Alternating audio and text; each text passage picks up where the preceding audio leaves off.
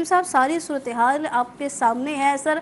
अब ये जो हमें सूरत हाल नज़र आ रही है, कल हम बात कर रहे थे प्रोग्राम में जिस पे जब्बार साहब भी साथ मौजूद थे और इम्तियाज़ साहब भी थे, तो हमने यही बात की थी कि एक तरफ पीटीआई को बड़ा रिलीफ मिल गया है। अब हुकूमत की जानिब से ये जो हम देख रहे हैं सूरत हाल अक्सर तब्दील नज़र आ रही है कि वफाकी हुकूमत ने बानी पीटीआई को शिफा अस्पताल मुंतकिल करने के अदालती हुक्म के खिलाफ नजरसानी अपील कर दिया। इस पर बैरिस्टर गौहर साहब का हुकूमत से ये मुतालबा है कि अदालती फैसले को अपीलों के जरिए सबतास ना किया जाए।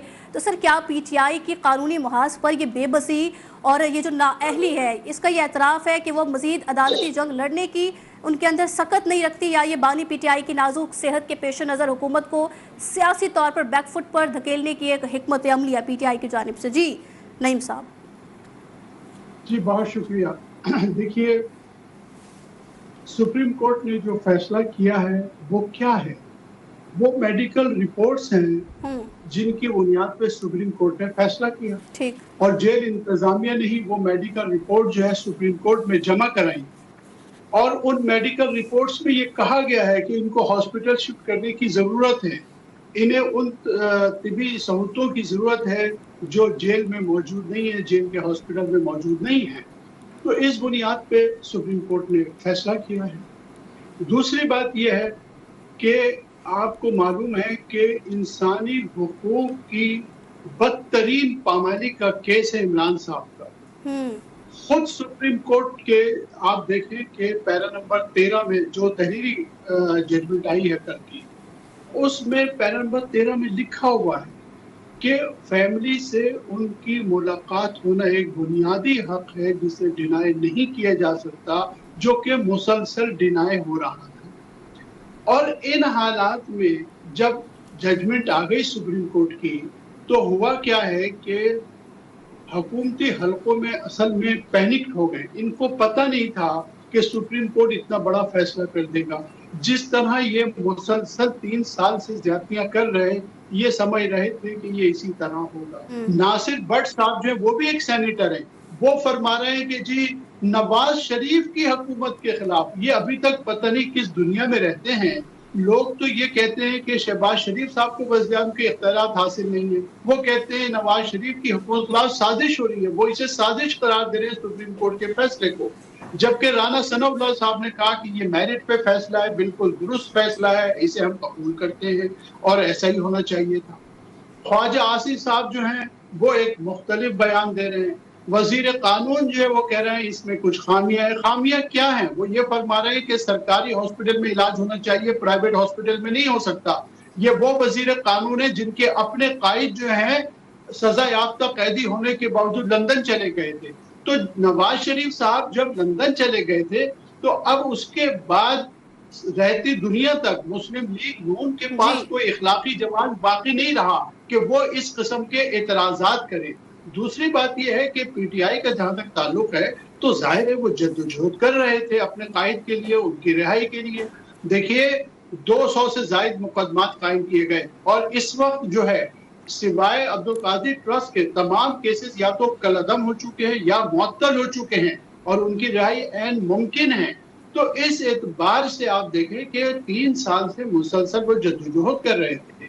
वो किसी प्रेशर में लाने के लिए या कोई सियासी टेक्निक की बात नहीं है। क्या जब नवाज शरीफ साहब जेल में थे, क्या जरदारी साहब जब जेल में थे, या कोई भी सियासी रहनुमा जेल में होता है तो उसकी जमात जो उसकी रिहाई की कोशिशें करती है, और इमरान खान के तो सारे मुकदमात झूठे थे। दूसरी बात यह है कि देखिए सुप्रीम कोर्ट ने 16 तारीख की जो तारीख मुकर्रर की है हियरिंग की, उसमें भी हुकूमत से बहुत सारे सवालात पूछे गए, उनके तमाम मुकदमात की तफसीलात पूछी गई हैं। तमाम जो आप देखें कि सुप्रीम कोर्ट के जजेस ने इस्लामाबाद हाई कोर्ट के चीफ जस्टिस के रवैये के बारे में भी ऑब्जर्वेशन दी है। और आपको याद होगा कि तौहीन अदालत की जो दरखास्तें थी जेल सुपरिटेंडेंट के खिलाफ, उसके हवाले से भी पूछा गया था कि क्या वजूहात थी जो वो दरखास्तें मुस्तरद की गई, और एडवोकेट जनरल ये कहने पर मजबूर हुए कि वो दरखास्तें जब मुस्तरद की गई तो कोई वजूहात बयान नहीं की गई। तो इस एतबार से पीटीआई का हक बनता है, और जो ऑब्जर्वेशन सुप्रीम कोर्ट ने दी है, जो पाबंदियां लगाई हैं, उस पर दोनों फरीकों को अमल दरामद करना चाहिए। दोनों फ़रीक़ैन को अमल दरामद करना चाहिए। सर आपका पॉइंट आ गया है जो आपने दिया है। सफ़ीना साहिबा, आपने नईम साहब की गुफ्तगू भी सुनी है, अब क्या समझती हैं हुकूमत की जानिब से जो अपील दायर की गई है, दरख्वास्त जो है वो भेजी गई है, तो क्या समझती है खान साहब की अस्पताल मुंतकली का मामला इससे मज़ीद ताख़ीर का शिकार हो सकता है या नहीं?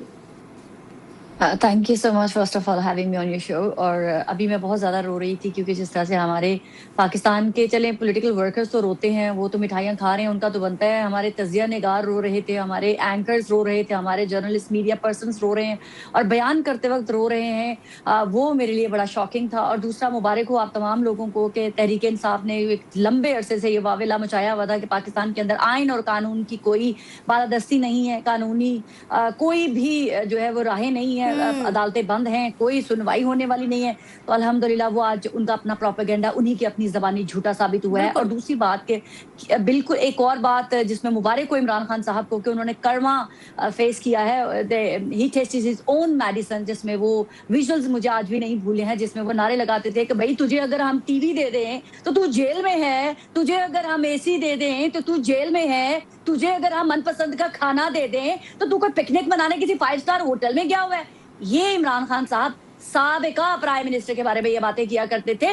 तो हम तो पहले से ही कहते हैं कि ये सियासतदान हूं या कोई और सियासतदान हूं, जब इनके ऊपर कोई मुश्किल वक्त आता है, जब ये कैद में चले जाते हैं, तो उसको बजाय से कि उसको बेइज्जती कंसीडर किया जाए, उसको अपने लिए एक शील्ड, अपने लिए एक तमगा कंसीडर करते हैं कि हम जुर्म करके अदालतों में गए हैं और जेलों में गए हैं, लेकिन इसके बावजूद हमारे लोग जो है पाकिस्तान के खिलाफ प्रोपेगेंडा करके, स्टेट के खिलाफ प्रोपेगेंडा करके पाकिस्तान को मलाइन करेंगे, पाकिस्तान के इदारों को मलाइन करेंगे और फिर जो है हम फख्र के साथ नारे लगाते हुए बाहर आ जाएंगे।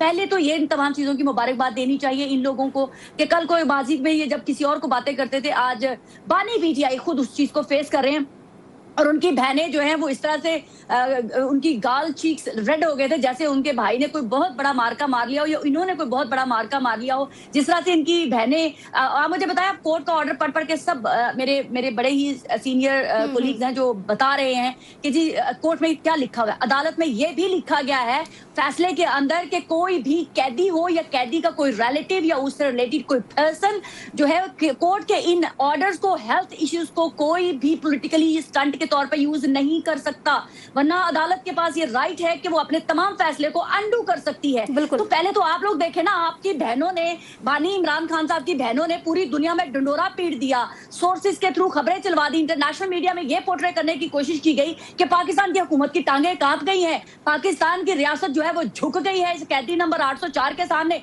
जिसका अभी हल्का सा ब्लड प्रेशर जो है वो हाई हुआ है। आप मुझे बताएं, ये भी इनके नाम के इनका झूठा प्रोपेगेंडा सेबोटाज हुआ है। जो ये कहते थे उनकी एक आंख जाया हो गई है, वो मरने की दहलीज पे हैं, वो इमरान खान चल फिर भी नहीं सकते, इनके यूट्यूबर से हमें ये भी बताया कि वो मर चुके हुए हैं। तो चले इनका ये भी प्रोपेगेंडा फेल हुआ, उनकी बहन मिलके आई है और बड़ी खुशबाश थी, और जो उन्होंने मिलके आने के बाद पाकिस्तान की रियासत के खिलाफ बातें की हैं, मेरे ख्याल से अब कोर्ट को इसके खिलाफ फैसला देना चाहिए। मुझे ये बताएं, हुकूमत का ये राइट है कि क्या एक कैदी जो है, अब मुझे सारे पाकिस्तानी बड़ी बातें करते हैं, हकूक की बदतरीन इंसानी हकूक की पामाली हुई है, किसी कैदी को बुनियादी के हासिल हैं जो आप इमरान खान साहब को दिलवाना चाहते हैं? क्या केपीके की जेलों के अंदर वो तमाम कैदियों को सहूलियात मुयस्सर हैं? इसका मतलब आप डिस्क्रिमिनेशन कर रहे हैं। आप पाकिस्तान के अंदर ऐसे लोगों को जो हैंडपिक लोग होते हैं, जो लाडले होते हैं, उनको सुपीरियर बना के पेश करना चाहते हैं कि मैं और आप पाकिस्तानी जो है वो कोई गंदी नाली के कीड़े हैं, इनको आम लोगों की तरह ट्रीट किया जाना चाहिए। लेकिन ये लोग जो मुजरिम होते हैं, जो करप्शन करते हैं, जो स्कैंडल होते हैं, जब ये जेलों में जाए तो इनका ब्लड प्रेशर हाई हो जाए तो इनको प्राइवेट हॉस्पिटल में मुंतकिल कर दिया जाए, क्योंकि ये सुपीरियर है, इनका कोई रॉयल ब्लड है। ये कोई, मैं क्या कहूं अब ऐसे लोगों को कि जो भी हम में और आप में से ही होते हैं, यूं ही किसी ओहदे पर पहुंच जाते हैं तो ये दुनिया की कोई सुपीरियर मखलूक बन जाते हैं कि ये दुनिया में सबसे कीमती इंसान है। ठीक है सफीना साहिबा, आपको पॉइंट आ गया। जब्बार साहब से इस पर कमेंट लेते हैं जो आपने बात की है। जब्बार साहब, आपने सफीना साहिबा की गुफ्तगू सुनी, जिस तरीके से वो कह रही है, आम आदमी और ओहदों पर पहुंचने के बाद जो एक वाज़ेह फ़र्क हमें नज़र आता है, उसकी वाज़ेह तौर पर बात करती हुई नज़र आ रही है, उस पर क्या कहेंगे? और कल भी हम बात कर रहे थे हुकूमत की जानिब से जो एतराज़ उठाया जा रहा था इस तमाम तर मामले पर, हम देख रहे हैं राना सनाउल्लाह साहब दूसरी बात कर रहे हैं और जो तलाल चौधरी साहब हैं वो दूसरी बात करते हुए नज़र आ रहे हैं। सर मैं अगर आपको बता दूं तो वज़ीर आज़म के मुशीर राना सनाउल्लाह साहब ने अदालत के फैसले को आज़ादाना और मेरिट पर मबनी करार दे दिया है और कहा कि अगर पीटीआई एहतजाज के बजाय पहले ही सीधा कानूनी रास्ता इख्तियार करती तो ये रिलीफ उन्हें बहुत पहले मिल चुका होता। दूसरी तरफ तलाल चौधरी साहब कहते हैं कि तहरीक इंसाफ ने अदालती फैसले पर जल्दी मिठाई खा लिए। तो सर क्या समझते हैं, हुकूमत क्या चाह रही है?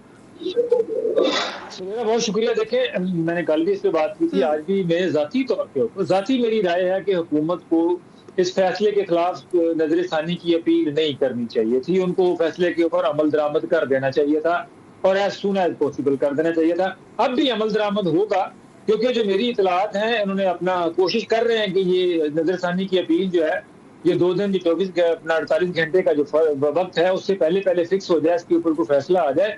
लेकिन जो जो जस्टिस साहब हैं, वो उनके रोस्टर के मुताबिक वो इस्लामाबाद में मौजूद नहीं है, वो लाहौर में है।